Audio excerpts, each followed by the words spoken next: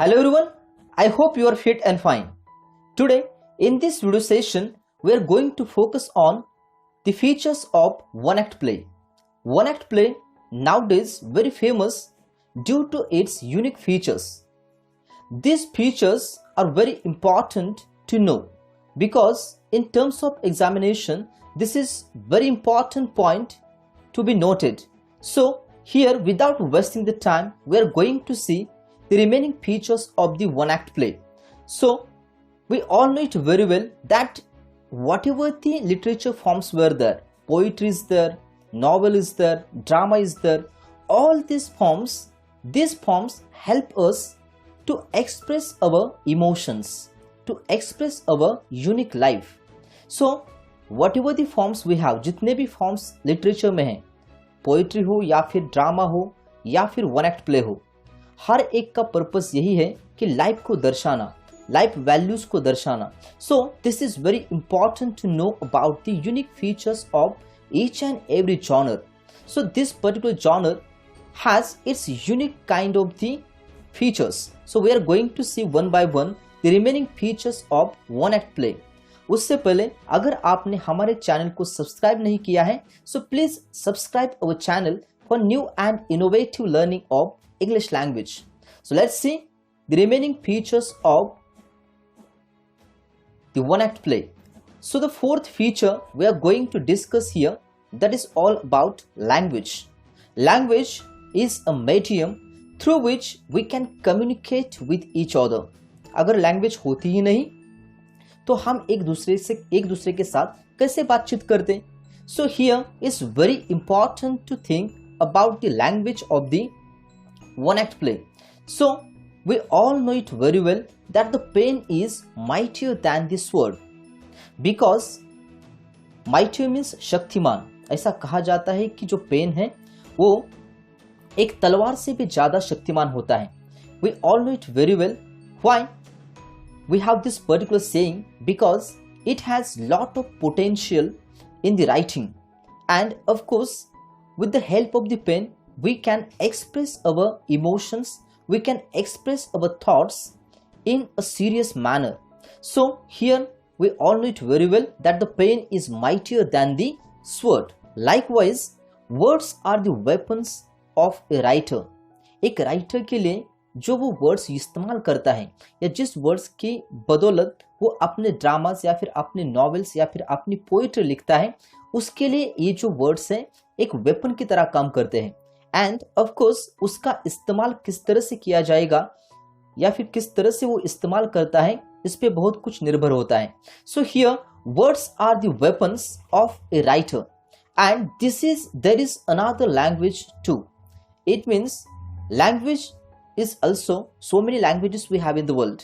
It means this is not only just about one or two languages, but this is all about the languages throughout the world. In every language we have the writers. So these writers, they are using the unique words for their writing to create the impact on the audience, to create the impact on the people. They are using their unique words because words have the value. So here, have you enjoyed films of Charlie Chaplin, who uses non-verbal communication very effectively through his body? अगर आपने Charlie Chaplin के जो movies हैं वो अगर आपने देखे होंगे तो आपको पता होगा कि यहाँ पे चार्ली चैपलिन ने कोई भी वर्ड का इस्तेमाल नहीं किया है. It means he had not used any kind of the word in his movies. His movies were डम. It means he had used just music, and throughout his body language, whatever the body language he had used to convey the message, he had used the body language in such an effective way, and of course it has created a lot of influence on the people. अगर आप Charlie Chaplin की movie देखने लग जाते हो तो हर एक चीज़ समझ में आती है, क्योंकि उसका नॉन वर्बल कम्युनिकेशन इतना अच्छा है, इतनी अच्छी तरह से उन्होंने अपने थीम्स को दर्शाया है कि उससे ऑडियंस ऑटोमेटिकली क्या हो जाते हैं, कनेक्ट हो जाते हैं. And this is very important point that whatever the writers were done, all this writings is for what, किसके लिए होती है writing? Because they would like to connect with the audience. Audience से वो क्या करना चाहते हैं, कनेक्ट करना चाहते हैं. They would like to connect to their hearts. So this is one of the prime reason of the writers, and due to this reason they had written all the work. So here we all know it very well. जैसे verbal communication है जहाँ पे हम words का इस्तेमाल करते हैं, उसी तरह से नॉन वर्बल कम्युनिकेशन भी है जहाँ पे हम हमारे बॉडी लैंग्वेज का इस्तेमाल करके जो हमारा मैसेज है, जो हम बोलना चाहते हैं, उसको क्या करते हैं, हम आगे तक पहुंचाते हैं. So it's very important that we need to think about both the things, because in one act play, in dramas, both the things have the same weightage. क्योंकि नॉन वर्बल कम्युनिकेशन उसी के साथ में वर्ड्स का इस्तेमाल, ये दोनों भी पॉइंट बहुत इंपॉर्टेंट है, क्योंकि ड्रामा में हम दोनों भी चीजें अच्छी तरह से देखते हैं. नॉन वर्बल कम्युनिकेशन और verbal communication both have the impact on the audience. So one act play has a profound effect due to its brevity of words. Brevity of words means, remember, such kind of the words which connects to the heart. यानी words ऐसे होने चाहिए कि वो directly एक heart से connect होने चाहिए. ये जो भी उस परफॉर्मेंस को देख रहे हैं उनके साथ में आपके वर्ड्स कनेक्ट होने चाहिए. उन्हें ऐसा लगना चाहिए that these all things are related with them. These all things they are suffering in their daily lives. So this is very important, that brevity of words, यानी किस तरह से आप अपने वर्ड्स का इस्तेमाल करते हो और किस तरह से आप अपने ऑडियंस तक पहुंचते हो, that is very important. So here if the dialogues are witty means intelligent use of the language and pungent and concise. It means अगर आपके वर्ड्स इतने अच्छी तरह से बुने हुए हैं कि वो वर्ड्स सीधा जाके किसी के दिल पे लगते हैं, तो उस वर्ड्स का जो इम्पैक्ट है वो डेफिनेटली आपके ऑडियंस पे आपको दिखाई देगा. And they will definitely gives you the feedback after watching the performances. So that is very important. So here they add to the overall impact of the play. For example, here example is also given. It means in concise manner, यानी आपके जो dialogues है witty होने चाहिए, concise manner में होने चाहिए, छोटे छोटे डायलॉग्स जो कि इम्पैक्ट क्रिएट कर सके, ऐसे डायलॉग्स आपके वन एक्ट प्ले में होने चाहिए.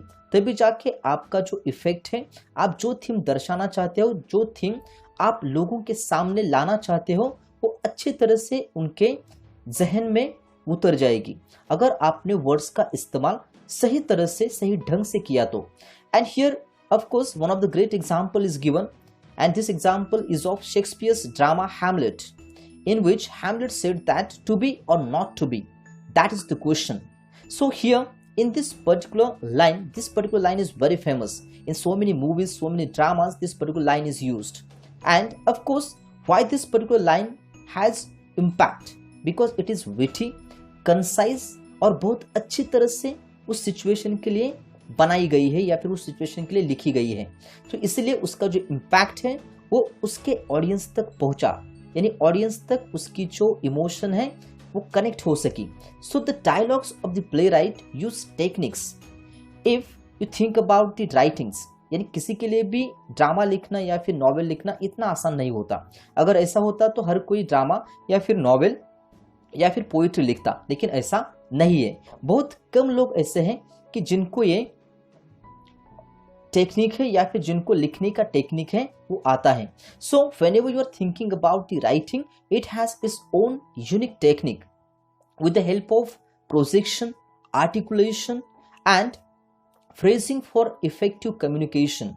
प्रोजेक्शन, आप किस तरह से अपने थीम को दर्शाओगे, कौन से वर्ड्स का इस्तेमाल करके आप लोगों तक अपनी बात पहुंचाओगे. And of course articulation is also important point. Articulation means जो हम बोलते समय हम एक टोन में नहीं बोलते. We have the different tones. It means whenever we are serious, that time we are using different tone. Whenever we are happy, that time we are using different tone. So each and every tone is different. So articulation means what? This is the change in toning. यानी आपके आवाज में जो बदलाव आते हैं, या फिर जहाँ पे हम कई बार हम देखते हैं कि हम हमारी आवाज बढ़ाते हैं, कभी कम टोन में बोलते हैं, कभी बहुत धीरे से बोलते हैं. So it means remember each time according to the situation, according to the scenario, we had used different articulation. And articulation का इस्तेमाल आपके ड्रामा में बहुत इंपॉर्टेंट होता है, क्योंकि कैरेक्टर्स कौन से मूड में बोल रहे हैं कौन से सिनेरियो में बोल रहे हैं, that is also important point, because उसकी वजह से ही ऑडियंस पे इम्पैक्ट क्रिएट होता है. And phrasing, it means what kind of the words you had chosen, because language has so many words. if you had taken any one of the example, Marathi का example ले लो, हिंदी का example ले लो, English का example ले लो, हर एक language के अपने कुछ वर्ड्स होते हैं और इन्हीं वर्ड्स में से हम चुन के चुनिंदा वर्ड्स क्या करते हैं, इस्तेमाल करते हैं. आप किस तरह से कौन से वर्ड्स इस्तेमाल करते हो उस पर भी बहुत कुछ निर्भर होता है. सो हियर इफेक्टिव कम्युनिकेशन अगर आपको करना है, इफेक्टिवली अगर आपके ऑडियंस के साथ आपको कनेक्ट होना है, so you need to think about the three things: projection, articulation and phrasing. These are the three important points you have to keep in your mind if you would like to create an impact, if you would like to have an effective communication with your audience. So you need to think about these three factors: projection, articulation, and the last one is phrasing. Poetic devices, this is also important. Poetic devices you have to use because language should be rhythmic. यानी लोग जब आप बोलते हो, अगर कोई इंसान एक अच्छे टोन में बोलता है, कुछ अलग ढंग से बोलता है, तो डेफिनेटली रिमेंबर हम उसे पसंद करने लग जाते हैं. Why? Because his technique was different. यानी चार लोगों से अलग, अगर किसी ने कुछ अलग से अलग ढंग से अगर आपको कोई बात समझाई तो आपको डेफिनेटली लगेगा कि this person has the unique kind of the identity. और आप किस तरह से यूज करते हो लैंग्वेज का, उस पर भी आपका कैरेक्टर डिपेंड होता है. सो poetic devices and figures of speech. Figures of speech हम क्यों इस्तेमाल करते हैं? जैसे हम किसी फंक्शन में जाते हैं तो हम खुद को क्या करते हैं, संवारते हैं. सो उसी तरह से अगर लैंग्वेज आपको अच्छी तरह से इस्तेमाल करनी है तो पहले आपको फिगर्स ऑफ स्पीच पता होने चाहिए. Because figures of speech, this are the like ornaments, जो कि आपके या जो आपका whatever the language you have, so उसको अच्छा बनाने का काम कौन करते हैं, ये सारे डिवाइसेस करते हैं. So figures of speech like imagery is there, symbolism is there, personification is there. You all know it very well about the figures of speech. So I'm not going in detail because you know it very well that whenever you have the figurative language in poetry, that time poet has used different techniques. Imagery का इस्तेमाल होता है, simile का इस्तेमाल होता है, personification का इस्तेमाल होता है. So many figures of speech we have in language. But you should know that कि कौन सी जगह पे कौन सा फिगर ऑफ स्पीच इस्तेमाल करना होता है. और ये बात सबसे अच्छी किसे पता होती है, एक राइटर को पता होती है. एंड ह्यूमर क्रिएट करना बहुत मुश्किल काम है, बिकॉज किसी को हंसाना या ह्यूमर क्रिएट करना, that is very difficult task. And this task, it means writers, all the writers, they have taken this responsibility on their shoulder to create the rhythm, to create the humor. And of course, why they are doing this? Because they would like to make their audience satisfy. वो अपने audience को क्या करना चाहते हैं, satisfy करना चाहते हैं. And of course here wit is there, pun is there, irony is there, paradox is there. So many figures of speech we have in the language. So whenever writer is thinking about to write something, he needs to think about all these aspects, because all these aspects has their own unique kind of the impact. So here we have the example of the tone of the dialogue. It means all these dialogues, why they were powerful? Because of the use of the unique language, unique words, unique figures of speech, and of course poetic devices. And the tone of the dialogue, किसी भी dialogue का एक अपना tone होता है. For example, comic, it means जब भी कोई इंसान किसी को हंसाता है तो उसका tone कुछ अलग होता है. Take the example of Kapil Sharma. You all had watched this particular show, Kapil Sharma's show. In what way he make the audience laugh, you know it very well. So comic tone is different, ironic tone is different, light tone is also different, playful. So many tones were there. Sad tone is different, serious tone is different, sinister tone is different. Sinister का मतलब होता है जब कोई danger आने वाला है या फिर कोई डेंजर उसकी लाइफ में आने वाला है. Maybe protagonist, maybe hero, you can call him, और maybe heroine is there. So कुछ अगर बुरा होने जा रहा है, so you need to use this sinister tone.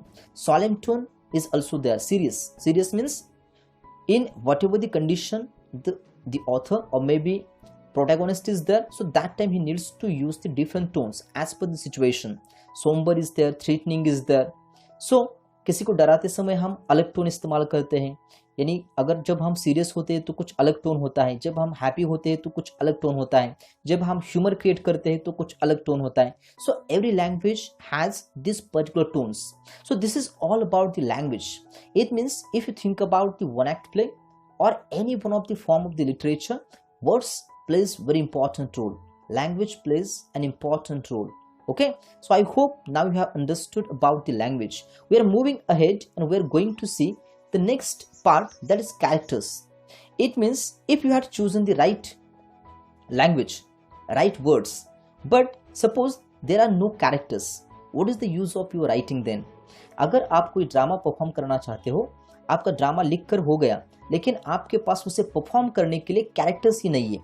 So think about this situation. So characters, this is one of the main part. There are a limited number of characters in one act plays. One act plays में बहुत सारे characters नहीं होते, जितनी जरूरत है उतने ही characters उसमें होते हैं.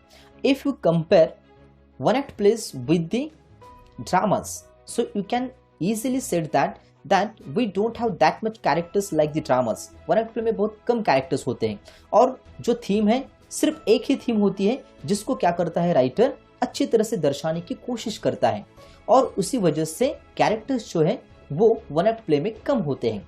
And already we have discuss that there are two types of the characters. दो तरह के कैरेक्टर्स होते हैं, एक होते हैं मेन कैरेक्टर्स और दूसरे होते हैं सपोर्टिंग कैरेक्टर्स, जिसको E.M. फॉस्टर उनकी किताब में एस्पेक्ट्स ऑफ द नॉवेल, ये जो उन्होंने किताब लिखी है वो बहुत फेमस किताब है, aspects of the novel, E.M. Foster, and he divides the character into two types. जो अभी मैंने आपको बताया main characters and supporting characters, इसको ही अलग नाम उसने दिए हैं. और कौन कौन से नाम है? Round characters. मेन कैरेक्टर्स से उसने क्या बोला? Round characters. Why they were round? Let's see. The one that develops through the experiences and evolves as a dynamic persona. And it means जो कैरेक्टर्स जैसे जैसे स्टोरी आगे बढ़ती है, जैसे जैसे प्लॉट आगे बढ़ता है, तो खुद को बदलते हैं. जो कैरेक्टर खुद को अच्छे ढंग से वो क्या करते हैं? सुधारते हैं. तो ऑफ कोर्स रिमेंबर, ऐसे कैरेक्टर्स को हम क्या कहते हैं? Round characters. और जो स्टोरी है या जो थीम है, इन्हीं राउंड कैरेक्टर्स के इर्द गिर्द क्या होती है? स्टोरी घूमती रहती है. And of course this characters playing important role. As if you compare both the things, flat and round characters.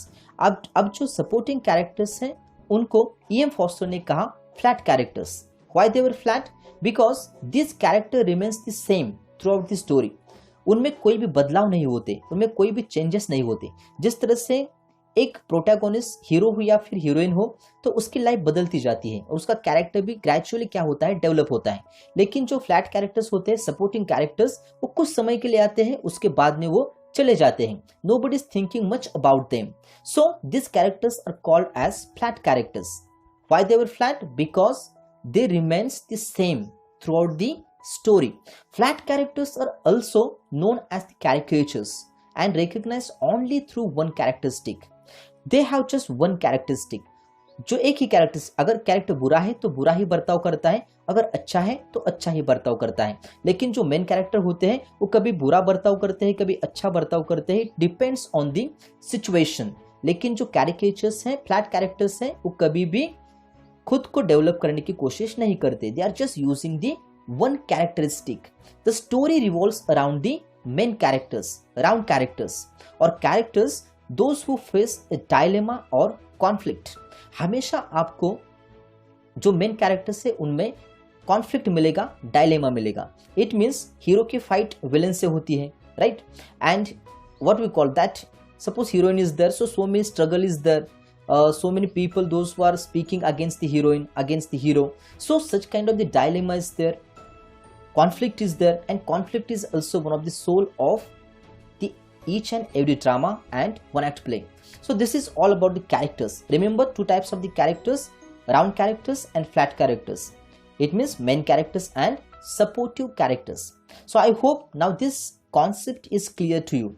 So now we are moving ahead and we are going to see few important features of one act play, and we are going to complete this particular lesson. So let's say it has one or more scenes. Already we have discussed कि one act play में एक या ज़्यादा से ज़्यादा 2 या 3 क्या होते हैं, सीन होते हैं।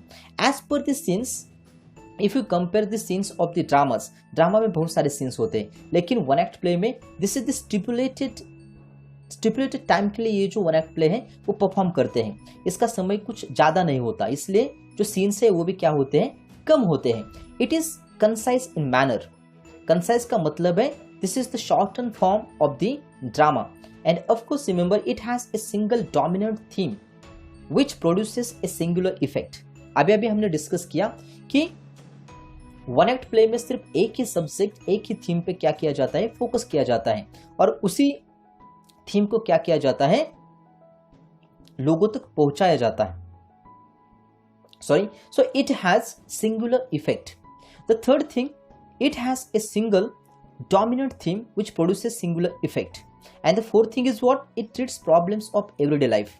So most of the one act plays, they are on the base of they are on the base of real life. They are connected with the real life. यानी जो वन एक्ट प्लेस है वो real life से क्या होते हैं, connect होते हैं। And of course their themes were chosen as per the experiences of the people, as per the lives of the people. So from everyday life they had chosen the themes. It has a beginning, middle and an end. ये तीन चीजें बहुत important हैं, क्योंकि drama में भी ये तीन चीजें होती है, बिगिनिंग होती है, मिडल होता है, एंड होता है। उसी तरह से हर एक वन एक्ट प्ले में क्या होता है, उसकी शुरुआत होती है, then middle we have, and at the same time we have the end, and the stages are as follows. यानी जब ये सारी चीजें हम ध्यान में रखते हुए जब कोई भी वन एक्ट प्ले लिखते हैं तो ये चार चीजें आपको ध्यान में रखनी है। The first one is exposition. Exposition is brief, introductory part is there. यानी कोई भी स्टोरी मिडल से स्टार्ट नहीं होती या फिर एंड से स्टार्ट नहीं होती। Of course we have the flashback technique, but every story has the beginning. Exposition introduction होता है उस थीम का, उस सब्जेक्ट का। Then we have the conflict. Conflict means development of drama. जैसे मैंने अभी आपको बताया, this is the struggle, this is the unique quality of each and every one act play. It is the backbone of each and every one act play. Without conflict it's not possible to create the impact. अच्छी चीजें दिखाने के लिए बुरी चीजों को focus करना पड़ता है। So that is one of the thing you have to keep in your mind. Conflict is the backbone of the one act play. And climax, climax means this is the highest point where action is went. एक ऐसी जगह जहां पे excitement create होती है या फिर ऐसे मोमेंट्स क्रिएट होते हैं कि जो लगते हैं कि now this is the climax. And climax में बाद में आता है क्या आता है, and, denouement. Denouement is brief and often overlaps climax. यानी एंड में सारी चीजें अच्छी हो जाती हैं। So that is the form of each and every one act play. So remember, denouement means what? This is the ending of the one act play, and of course this is the brief. ये कम से कम समय में क्या होना चाहिए, end होना चाहिए. And of course it has the impact. It should have the impact on the audience. Sixth point is very important. It gives introduction of stage directions. हर एक one act play में आपको bracket में instructions मिलेंगे. Why these instructions were written? Because characters should know about their characters, in what way they need to perform the characters.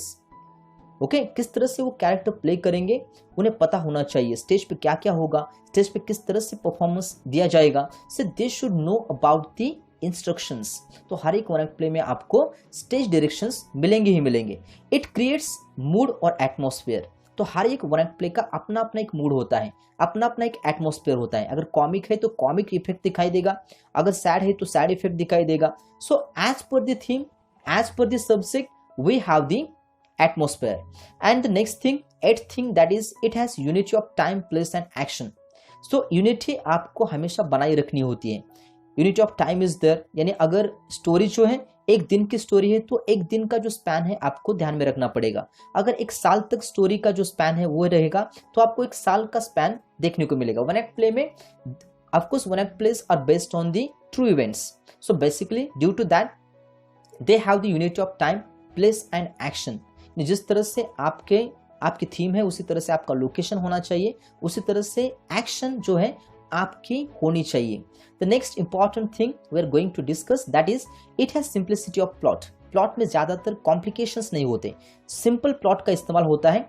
Concentration of action and unity of impression, ये दो चीज़ें आपको ध्यान में रखनी है कि एक्शन पे कॉन्सेंट्रेशन होना चाहिए और इम्प्रेशन जो आपको क्रिएट करना है ऑडियंस के माइंड पे, उस पर आपका फोकस होना चाहिए। So this is very important. The 10th thing here is it has limited characters. Already we have discussed कि ड्रामा के जैसे बहुत सारे कैरेक्टर्स आपको वन एक्ट प्ले में नहीं दिखाई देंगे। It has limited scope for the characters. बहुत कम कैरेक्टर्स भी होते हैं, कभी कभी तो 2 या 3 कैरेक्टर्स भी क्या करते हैं, वन एक्ट प्ले कर सकते हैं, और कभी कभी तो ऐसा भी होता है कि एक ही कैरेक्टर सारी चीजें कर जाता है। So that is also possible. It presents a question answers of which are eagerly awaiting by the audience. हर एक वन एक्ट प्ले किसी एक जनरल थीम पे क्या करता है, जनरल इशू पे क्या करता है, क्वेश्चन पूछता है और हमेशा अपने ऑडियंस से वो आंसर की क्या करता है, एक्सपेक्टेशन रखता है। So this is very important. You need to highlight the issues which are burning issues you need to highlight in your, or through with the help of the one act plays you can highlight the various themes which are burning issues. Okay, so creativity, हर एक में creativity नहीं होती, creativity हर एक में होती है लेकिन कई लोगों को उसके बारे में पता ही नहीं होता। So the course book, this particular course book of your standard aims not only at understanding and studying the given genre but at least being creative to use the features of the same and to express feelings and ideas. So what is the purpose of your course book? After getting the knowledge about the genre, any one of the genre, drama हो, novel हो या फिर कोई भी genre हो, जब आप इसके बारे में आपको पता चलता है, इसके बारे में आपको डिटेल में जब कोई बताता है, so what is the purpose? Of course आप में से ही कोई नया जो कलाकार है वो उभर के आए, या फिर आप में से ही कोई एक ऐसा राइटर उभर के आई कि जो कुछ ऐसा लिख सके कि जिसकी वजह से दुनिया वाले शॉक हो सके या फिर दुनिया वालों को पता लग सके कि this person is one of the creative person. So this particular course book has this purpose, क्योंकि इसे पढ़ने के बाद में आप में से ही कुछ कवि बनेंगे, आप में से कुछ राइटर बनेंगे, आप में से कुछ कलाकार बाहर निकल आएंगे। So that is the possible thing and they are learners should try to produce the given content in their own language. So आप whatever the things you are learning now, you can use this particular techniques in your writing, and of course इसी में से आपको पता चलेगा कि आप में किस तरह की क्रिएटिविटी है। So आपकी क्रिएटिविटी ढूंढ के निकालने का काम भी आप इसकी मदद से कर सकते हो। And here it's very important that they are expected to add some of their own imaginative beginnings or ends by using the features obtained from the given one act plays. So now after this we are going to discuss about the 3 important one act plays which were prescribed for you. तो उसकी मदद से आप भी कुछ ऐसे one act place लिख सकते हो, परफॉर्म कर सकते हो, and this is one of the reason that why this particular genre is introduced to you. So it will be an aid to create the citizens having linguistic proficiency. So if you would like to be fluent in English, if you would like to use the linguistic proficiencies, and of course if you would like to improve your linguistic proficiencies, you need to use the language in throughout. Remember, throughout this particular language you can have the scope. So the learners are expected to study as well as enjoy exploring the richness of the language by studying a genre in detail. So this is all about the features of one act plays. For this year you have total 3 one act plays. In the next session we are going to see one act play which is prescribed for you. I hope that now all the technicalities, all the technical features of the one act plays, now you know it very well. So I hope now all your doubts were clear. So with this concluding line, I would like to thank you for watching my videos. Stay home, stay safe, and subscribe my channel for new and innovative learning of English language. Thank you everyone.